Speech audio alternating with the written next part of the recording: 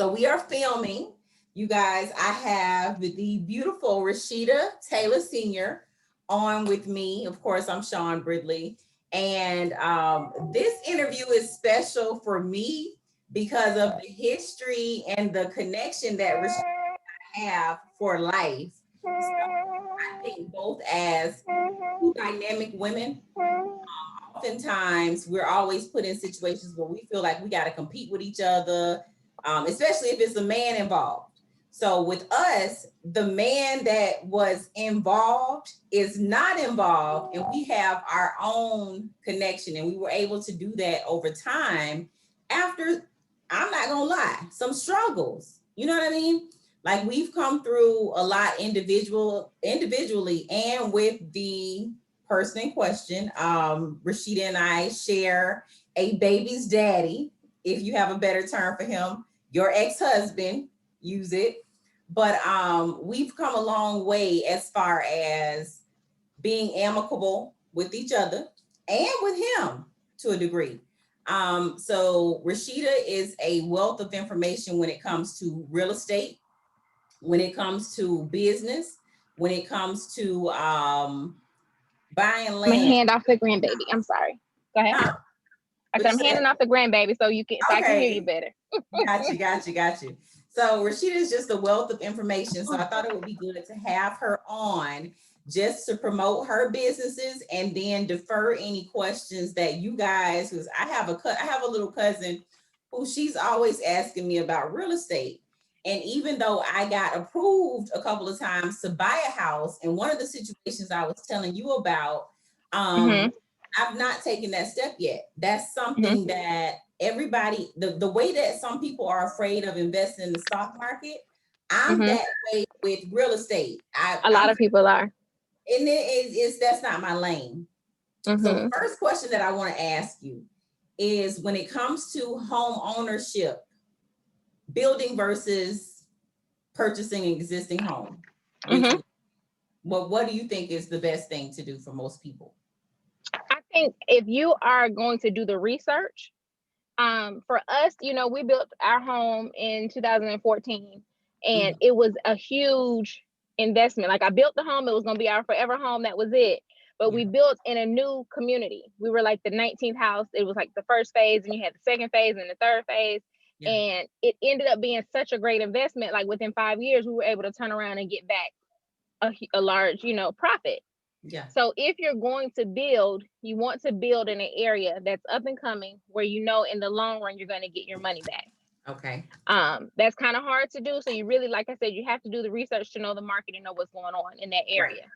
Right. Other than that, if you're going to buy, same concept. You still want to make sure what your end game is going to be. Like, do you want this house? Do you ever want to sell it and get money back? If you buy a house that was built in the 80s and you want to sell it and get money for that, you probably won't see such an increase, not the increase you're looking for. Right. So those are the things that I say when I say you have to do the research to know what you want, what the market is doing in the area, and then what you want your end game to be. Gotcha. Now, to piggyback off of that exact thought, when it comes to the markets, the untapped markets, like, what places, if you can name 3 places that you think a new builder or investor or buyer would get the most value right now, what places would they be looking for as far as lot size? Because Orlando is not it. Orlando is a seller's market, in that it's so many people moving here that the houses here are still overpriced, and you don't get as much for your money as you would get in places in Georgia. So if somebody were looking to purchase a home or build a home, where would you say the top 3 marketplaces for them to do that would be? The main thing is look at a hot city and always go to the suburb. So, because what's going to happen is once they use up all the land within a city limit, the next thing they have to do is go to the next city. So it may be an unheard of name. Yeah. But they're going to have to tap into that land, know, and I'll take Atlanta as an example. People, I grew up here. If you ask me where I'm from, I'm going to say Atlanta. I grew up in College Park. So I wasn't in Atlanta, but that's how it is. Most people that are here, even within like a 20, 30 mile radius, they're going to say Atlanta is not Atlanta. But the Okay. further you go out, you can actually now find a lot of land, still being in a very up and coming area, and buy your land low, knowing Right. that it's coming. So you have to be willing to kind of wait that out. Okay. So I would say, people say Atlanta saturated. It is. So don't buy in the city of Atlanta, but you can buy in any Outskirts. surrounding area. Yes. Yes. Gotcha. And Gotcha. it's gonna keep growing. That's the thing. My next question, I see a lot of these agents, and because first of all, let's clarify, Rashidah is a real estate broker. She owns her own empire real estate brokerage. So she has agents up under her. So a lot of agents will come in and say, hey, I can get you approved with a 580 credit score, 620. I personally don't think that's advisable, but what do you think about some of these programs, FHA, for example, where you can have a lower credit score and get a home? Do you think it's better for a person to focus on credit building as opposed to just take whatever mortgage they can get approved for? I think when it comes to home ownership, you need to make it a package. So just because you can qualify to buy a home, I don't know that that's the best move to make. Because if why is your credit where it is? Is it because you were having a tough time with paying the bills? If so, then you don't want to put all your money in your down payment, and then you don't have access to that. And now you are, check to check. And we've all done it. I've been there. I've done that. So you just have to know when you're buying your home, what's the package? Yes, I can qualify, but am I ready to buy this home? And, I sell homes. So yes, I want people to buy, but I also want to build a relationship. I want you to stay in your home. It does me no good to tell a story of somebody lost their home a year after they moved in. Yep. Because, and I'm not in the mortgage side of things. I'm not a lender. I work with lenders, but I'm not a lender. So I just think that overall the package needs to be strong. Just buying a house because you qualify doesn't always end up well. Do you think that's because a lot of people, particularly Black people, still think that the American dream and making it is still tied to owning a house, and it's not really home ownership, it's mortgage ownership? So we get tied into that whole I'm a homeowner. That is a signal, supposedly, of stability and wealth, but it's really not turned out to be that way for anyone anymore, especially not us. So do you think it's do you still think Black people basically have pressure to be homeowners, even at young age? That's the thing that everybody wants to accomplish, whereas there's other ways to invest your money. And then you can go buy a house cash or go buy the land and take as much time as you need to build your house. So I think land ownership is different than home ownership. Okay. Because you can buy a home in a community where your lot is a quarter of an acre. Okay. Or you can go buy some land. Okay. And even if you're not necessarily ready to use it, you have something that's valuable, people are going to want that land. If you ever get to the point where you can't maintain the taxes on it, or you don't want to build on that land, you can sell land a lot easier than I don't want to say a used house, but a house that's losing, that part of the value on a quarter of a lot. Like, you don't want to do that. Yeah. So I think for us, what we need to be thinking about now is land ownership. Absolutely. And I think that's more of a staple of success. They're not making any more land. They building houses everywhere, but there is no more land being made. And what I look at is, irrespective of what your political beliefs are, I listen to all sides. And I remember Steve Bannon, who was an advisor for Trump, just like, in order to be able to vote, people need to own land. So if somebody at that level is pretty much telling you his mindset of what he thinks makes a person an American in this country, I feel like that's the thing that you need to be aiming at. That's what you need to be listening to. But oftentimes people block out their so-called enemy, and sometimes the enemy is the one dropping the gems. So when I heard that's when I said, you know what? I need to focus on land ownership and researching that, because I can always buy a house. If I have the land, I can always build something on it. So That's where I am personally now, is focusing on where to buy land. So do you know of any places that you would say would be ripe for people who are seeking out land ownership as opposed to just home ownership? I mean, truthfully, you want to kind of consider, and if you just have options, you look at the states that have no state tax. Okay, Those that's are great places to buy okay. some land because you already eliminated that Florida. state tax. So you got Okay. Florida, Nevada, and Texas. Mm-hmm. And Florida wouldn't be number one for me Okay. unless you are at that point in life where you can have your resort home, your second home. Okay. Okay. So Florida would be like a second home Texas is spot. number one for me. Texas Yeah. is up there. I don't know very much about Nevada, but what do you think about North Carolina market? Is it kind of like a Atlanta, Georgia type market where it's saturated? But I like North Carolina for some reason. That used to, now Charlotte, like those outskirts of Charlotte and things, Mm-hmm. that used to be that area. Okay. That was where you want to focus on. It's nice. I'm not opposed to it. Again, just long term, thinking about things that could happen. And this is Okay. just depending on where you get your information from. It's a coast. That state is on the coast, so at least go on the inland side of things. Okay. So where would, if I were talking to, or if you were talking to a prospective buyer, this is the first thing that they're trying to get started doing. Where's the first step that a person who says, I want to buy a house, what's the very first thing they do? Like, what would be their first step? My first question is why? Why to buy a house? Okay. Why?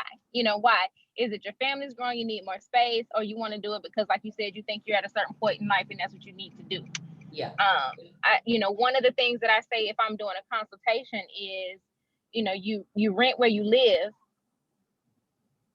and you own, where you're going to rent out. So like if I'm going to live in a place, I can rent my house where I live. Yes, ma'am. If I'm going to own a house, it needs to be something that's bringing me money as well. So I need to own a house or an investment property or something and let that make me some money. Yes. That would be probably the first step. But, if they need it, if it's for family reasons, if it's a real reason, then what's the end game? Yes, right. We can buy this house. Where's your credit? Do you have a down payment saved? And right. What are we going to do? How long do we plan on being in this property? Right. You touched on a good point that I try to bring up to people, but as a person who's not a homeowner, you kind of get looked at as, oh, you don't know what you're talking about. But the reason why I don't own a home is because I know what I know. And it's the fact that the home that you live in is not an investment because you're paying to stay there. You paying, it's costing you money. Whereas an investment to me is a home that you're not necessarily living in, somebody else is living in. I know people with a lot of money that are renting a condo here, but they got actually the house I live in that I'm renting. The owner lives in Bellevue somewhere and her son lives downtown Orlando, high rise. So they're renting this house out. This house was a true investment for them. I think I just lost Rashidah. So I'm gonna wait on, I just lost Rashidah. So I'm gonna wait on her to come back on, you guys, but this is a good conversation. Stick with us because I just want everybody watching to know that home ownership is amazing. It's great to have your own, but there's a lot of trickery and limiting beliefs when it comes to believing that owning a mortgage, which is not the same thing as owning a home. Mortgage ownership is not home ownership. And I think a lot of us are, a lot of the wealth gap between African Americans and other populations is because the first thing that we want to run out and do is get approved for a mortgage with a 580 credit score, with a 620 credit score, with a 650 credit score. And then we end up, that house goes through foreclosure multiple times. That house, you lose that house, so you end up owning the same amount of house as you would have owned had you been renting. So I'm gonna just wait a few minutes and see if I can get Rashidah back on. If not, we can continue this conversation another time, of course. But I felt like this would be a great conversation to have, to hear from an actual real estate broker. So I'm gonna see if I can get her back tuned in, because this is a good conversation.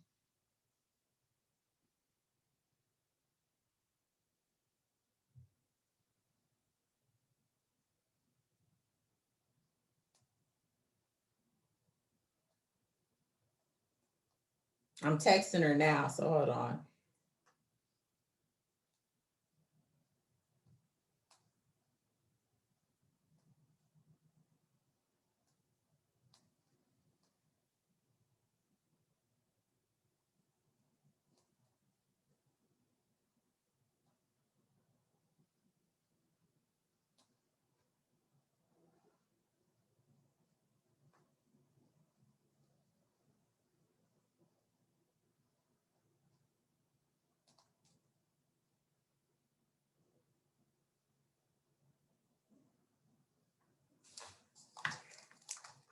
So yeah, I'm just gonna wait and see if Rashidah can make it back on.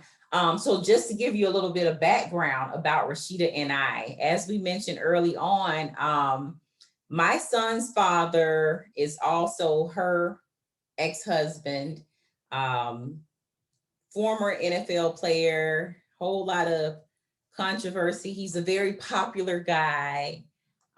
So there will be those who are not watching to hear anything that Rashidah and I are talking about. They're watching to see if we say anything about him. So yes, I'm saying something about him. Yes, that is my baby daddy. Yes, that is her baby daddy too. And that's all we got to say about that. So if you were watching to see whether or not we had any real tea on Travis, no, we don't. What we both can probably say is that Travis has been doing a much better job in showing up and being available and owning some of the things that we've all, experienced with him, and some of the growing pains of just co-parenting. They were married. I was never married to him. I have his son. So with that, I find that a lot of people with Rashidah and I are curious about how we relate to each other. Has it always been that we were best of friends and we got along? No, actually, and that's why it's important for us to have this conversation, because we did have our moments where, I was like, if I see Rashidah, it's gonna be on site. But as women, we have to grow. As a woman, I had to grow and own the fact that Rashidah didn't do anything to me compared to what my son's father did to me. And I think that any of you that are watching that are familiar with us, familiar with either of us, both of us, or with our children's dad, those are some realizations that women have to come through on their own, is to stop, being at each other's throats over men. And, we're both dynamic women. And what a lot of people seem to leave out of the equation between Rashidah and I and other women that have been involved with our children's father is the fact that we are successful women. So at the end of the day, he's never been the prize. Okay. He tends to, when it comes to the mothers of his children, I can honestly say that all of us are fairly successful women. And his sportsman athlete status played very little into, I would say, the majority of our dealings with him. Now, I can't speak for those who just, there are women who date him because of who he is. I can say I was not one of those women. I know Rashidah was not one of those women. That's all I'm gonna speak for.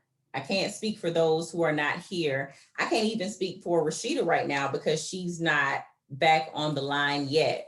but I know there are a lot of people that are curious about the dynamic between she and I, and we're good. We've had many conversations over the last couple of years or so, and we have, gotten down and really discussed, well, what was your problem with me, or my problem with you was this. And a lot of it would probably never have played out had we had those initial conversations and not necessarily listened to baby daddy, or listen to this family member or that family member that was in our ears about each other. I will clarify that at no point was I in a relationship with Travis during the time that Rashidah was in a relationship with Travis. Their marriage was over. I met him in 2009, and we've known each other since 2009. Again, I'm the mother of Travis's son, Travis Jr., and then Rashidah is the mother of three of Travis's eldest daughters, and then he has other children. So I think that this is a conversation that needed to happen just to show the fact that even as women who date athletes, successful businessmen, for me, I've dated a entertainer here, like a rapper here and there. Um, People tend to not acknowledge the fact that the women involved, we have our own things in our own lives, and we're not necessarily dating these guys or marrying these guys because of their success. We see it as marrying or dating our equals. As you can see, Rashidah is a real estate broker. She's had multiple businesses. What we weren't able to get into is the fact that she's also a doula. Doulas are, and I can't get into like the terminology. She would be better at that, but she helps birth babies. I would say kind of like midwives, if not midwives. So she has just a whole diverse background of skills, as do I, that a lot of people tend to overlook because everybody wants to focus on who a woman is sleeping with or who a woman dated, as opposed to who that woman is as her own individual. So that's one of the other reasons why I had wanted to have Rashidah on, is to showcase two women who had two completely different experiences with the same man, and are successful women. We're both married now. I have my husband, she has her husband. We don't get involved with what my son's father or her daughter's dad have going on. If anything, what we try to offer him is grace and forgiveness for some of the things that have occurred over the years, and some of the not so positive things that occurred through each of our individual experiences with this same person. And as I told Rashidah some time ago, when we first, started communicating amicably, it took time, but I said, we all had to own our part in the situation with who he is. One thing about my son's father is he does not change his stripes. So I feel that every person that dates him, that marries him, that loves him, that wants him, that desires him, that is courted by him, we get caught up into the charm and we fall in love with the idea of what we want him to be to us. And for a long time, that caused me a lot of bitterness. I was angry about, well, I understand if he and I didn't work out, but I don't understand why he's not there for his son, or why this is happening and why that is happening. And it actually took me having a conversation with my own father for me to realize that some of it just has to do with the Black male psychology. And not to sound at all like a pick me, because I hate that term, but not to sound, I've been picked. I have a husband, so it ain't no picking to do, but not to sound like a pick me. But Black men are victims per se of a system that's set up to beat them down at every turn. And I mean, I had the attitude when I was talking to my dad about that. I was like, well, Daddy, all you got to do then is just not have so many kids. And you make the choice between whether or not you use a condom or whatever. But at the same time, as women, we choose, you know, the seed gets deposited into us. We are the life givers. So, with that being said, and not to go too far off on a tangent, I wanted to make it absolutely clear that my interview today with Rashidah, although I think this is her. Hold on, give me a second, you guys. We're working this out. Let me see.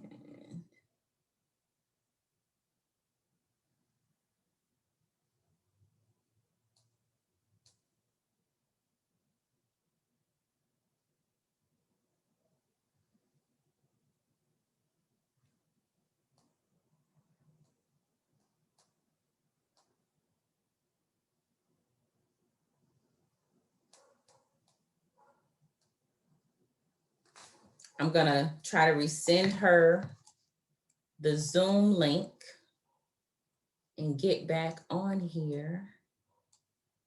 Let's see.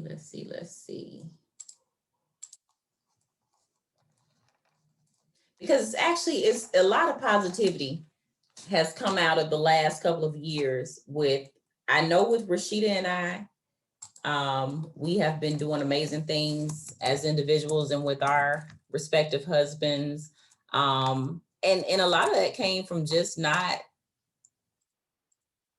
concerning ourselves with what Travis has going on and focusing on the fact that we have children by the same person and that those children are going to be tied together for. It's okay. Okay, good. I got Okay. you. So I was going to send you the link. And I was just telling everybody like the background and, how far we've come as far as being successful women who share a link together and how we both have navigated. Like, you're a super mom. Like, I'm nowhere near. I don't have patience. You are mom 10.0, and I'm like, look, boy, go fix go eat that damn sandwich and get out of my face. So I just had to, I was explaining while you were off how as women, there could be animosity between women who share, baby daddies or whatever, but you and I don't have that. Not to say we never had it or whatever the case may be, but it doesn't have to be that way, especially when we are both successful women. I think what happens with our baby's daddy is everybody focuses on him and what he was, and they miss the fact that Rashidah is a broker. She's a doula. She's a this, she's a that. I'm a pharmacist. I'm a business owner. I'm a this, I'm a that. So they make it seem like our relationships and choices to deal with him as an individual come from who he was or is or whatever. And it's like, no, we feel like, Travis is a charming person. And he's actually, he's a very sweet person if you come into contact with him. So I can see why everyone gets enamored by his charm and gets sucked into whatever he has going on. But I just wanted people to see this in the fact that despite the trials and things that we've had over the years, we've both been able to be successful. We've both been able to raise amazing children despite everything that's happened. So you want to add anything to that? He doesn't have an ex that can't call me or talk to me, because when I was done, I was done. And so I always say this, he and I got together when I was young. Wait, you sure he ain't got one though? Oh, I'm lying. They don't exist to me. Did you see how I said that? They don't even exist. Like when I say totally forgot. All I'm gonna say is it's one that been. Let me be accurate. Call me. Yeah. Let me be accurate.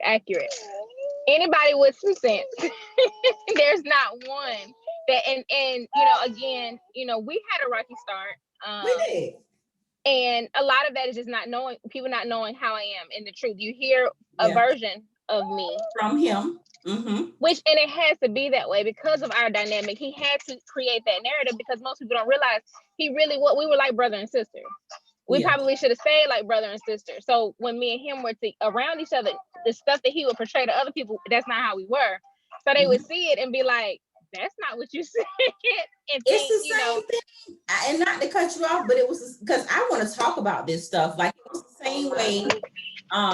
We talked about how I remember dating Travis and never having anything negative to say about you whatsoever. So I'm gonna say one name because that I'm gonna put this down right quick. Go ahead. Yeah. Listen though, I just was giving her some food. Okay. So with me, I think all my crazy. Let me send her on the phone. She's calling me to check on the baby. Okay. Tiana. Mm-hmm. Yeah. So with me, my craziness with you started because I was given third-party information through a woman named Lynn.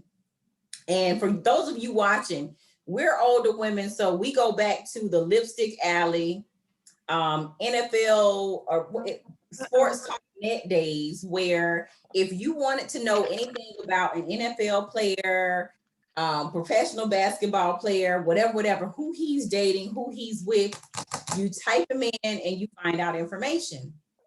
So I ended up meeting this woman on social media that knew my son's father. I wasn't even pregnant at the time, or was I? I think you were. You were. Okay. So the information, I never had even, like when he would say things, I would be like, no, that's the mother of your kids. Don't talk about her like that. I don't want to hear it. That's honest to God how I was. And he's not much of a gossip, so he didn't say very much, but he would mention certain things and I'm just like, brush it off. So when this lady Lynn came and she was just like, oh, well, Rashidah's saying that's not his baby anyway. I should have talked to you. And why would you say that? But I had no reason to know that this has happened to him before. That, I honestly didn't know he was, and Travis is a good guy at heart. Mm-hmm. I know he was as friendly as okay. I swear to God, I was very naive. So I'm just like, first of all, we got together. He downplayed our entire relationship. According to him, now we weren't even in one. Just all these things. So when that whole paternity test comment was made and it was relayed to me that it came from you, I was like, oh hell no. So it spurred a lot of resentment. And coming from somebody who didn't know what the comment wasn't, even for him, and I protect him a lot more so then than I used to, because again, it was like a brother sister relationship. It was, we grew up together, so it was different. But the bigger question was, my children were going to be happy that they had a sibling. So before we got them excited and connected, just be sure, because yes, he's been down this road, and at the same time that you were, there was somebody else saying they were too. So the comment wasn't towards you, it was just in general. If they gonna have a sibling, always make sure before, because my children, I've never raised them to think anything of him besides he, they have Didi, they have a daddy, so they don't, they just have two dads. That's just how it was. It wasn't like one is good, one is bad. It wasn't anything like that. Even their sister that was, it's just, they're gonna love because that's just how they are. Yep. So my thoughts, protecting them, just be sure. We don't want to, down the road, y'all fall out, and then the children can't see this child that they've right. grown to And fall in love with. I should have just done the womanly thing and reached out, but I was already pissed off at him to begin with about some things. And then, you know, there are women out there who this is their life, is to be in the sports circles and be messy. And I don't know what your relationship is with that person now, but what I gather from that person was that that person never was a friend to me as she portrayed herself to be to me. Because I remember even when I had the baby and I showed the picture of Travis and I in the at Winnie Palmer, and she was just like, "Oh, I'm so proud of y'all." Like, you know damn well, what reason do I have to try to pin a child on this man? And we, in my mind, we're in a whole relationship.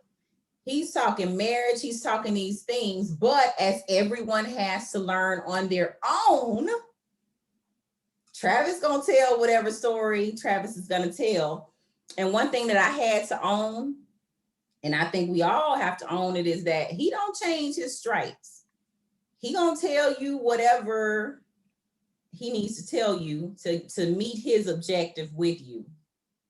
And that's not, I don't know who he's dating or with now. Don't care. That's none of my business. I ain't throwing no shade at him or whatever, but if I can say this, I hope I don't say too much. I remember you reaching out and you was like, I think our babies might have a sibling on the way. And the first thing I thought was, who the hell, who would want to do that? But the truth is, all of us, like he does have those qualities coming in that would make you think that he's the victim and we're all just these crazy women that it didn't work out with. And you know, I had to say every one of us was the other of us before. Like Lil Wayne has a line in his song One Night Only where he says, every woman in this world was you before. Meaning the one before me might have not have known some things. The only one of us that can say they didn't know certain things is you, because you came in at the beginning. But I would say everybody else had the signs. Now, that was my thing. I used to say to people, you know, I've had girls call and ask, why didn't you tell me? I wrote a book. It wasn't nothing else for me to do. Now, hold on. I wrote a book. I got this. I swear to you, I read the book. And even I did cover him a lot because that's just how I am. That's how I am. You were gracious. You were, even then, you protected him. Mm-hmm. And guess what I had to learn? At first, I was like, why she do that? Why she? I find myself doing that now because you know who that affects ultimately? My baby. son. Right. My son. Right. And I don't, you know, people ask me a lot how you know, why was I that way at such a young age? You know, I was married young. I've been married now 11 years. I'm in a whole nother, so this is a lifetime ago for me. But I always knew that anything I said bad about him, half of my children are him. So I can't, it doesn't do them any good to speak negatively of him. And I always tell people, you know, if I'm being honest, he is a victim, just not to what most people know. And it doesn't excuse his behaviors. If he does, anybody, if you do something wrong, you do something wrong. But he does have a story and he does have a reason as to some of the things he's done, and he can get better. And so every time he's dated someone that I absolutely love, my thought is, this is gonna be it. This is gonna be it. Now, that's up to him, whether he, you know, what he does with it. But I do feel that he can change, and I do feel like because he's an awesome person, he just has made some poor choices. He has. And and all of us have. I done made some bad decisions. Everybody has. So I don't, you know, I just, you know, I always wish the best for him, again, for this reason right here, because she's gonna grow up, and that's no matter what. That's her granddaddy. So, you know, right. Yeah. And we don't have to go any further than that. I wanted to have that conversation just because people are, if you watch and expecting us to say something negative, everything negative that I could have possibly ever said about Travis has been said at some point to Travis. I tell Travis I think I just told Travis about himself a week ago. I left it on his voicemail, and you know, because something we do not Okay, there you go. we recognize that whatever we had wasn't what it was, and ain't gonna it ain't got nothing to do with us. But I stress to him as much as I can, Travis, I know what it was. My husband just said the word son, you know, that he just says it. So one day he said something to my baby. He said, well, son, blah, blah, blah. He wasn't saying it in a I'm your daddy type of way. But my baby looked at my husband and said, you are not my daddy. And that it put me a little bit.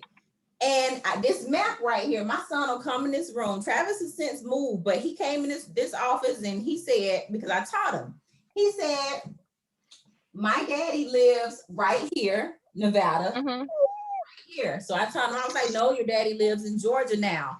So it's things like that where I'm like, Travis,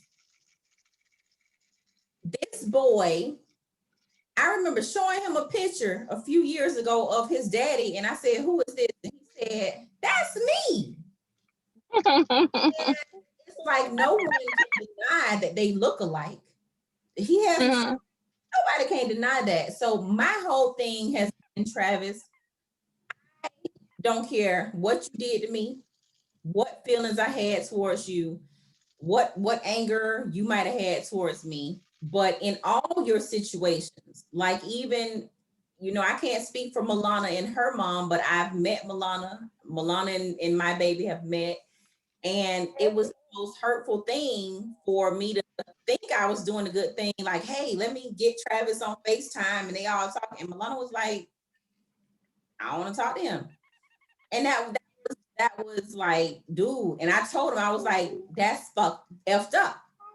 And you got to do better. And when I do converse with him or do get the opportunity to communicate with him, I feel and sense a true sense of remorse in him. He ain't a bad person. He's not. He's a victim of something. You might know more than me, but as my dad explained, he's a victim of a system. And then it's not any better that he got into a career that is just a catalyst for certain types of behaviors. So at this point, I first of all, I appreciate you for coming on. I'm going to post all your information down in the comment section for your bio, because anybody that has any real estate questions, she is an actual broker. She owns her own brokerage. So when it comes into real estate, she's your person. If you're in the Atlanta and surrounding areas, where did you say you were? Florida. I'm in Atlanta, in the suburbs of Atlanta, and then the other brokerage is in Jacksonville. Got you. So if you have any real estate questions or you're in the market, this is the person that you want to reach out to, because despite everything we come to, if I got a real estate question, I'm hitting up Rashidah. Like, you can't, irrespective of what we go through, you can't deny somebody's expertise and excellence, period. And that's what this was about today. So I appreciate you for coming on. Thank you. I hope that we can obviously continue. I remember Tori reached out on Thanksgiving and she was just like, I just want you to tell my brother I'm thankful for him and thankful for y'all.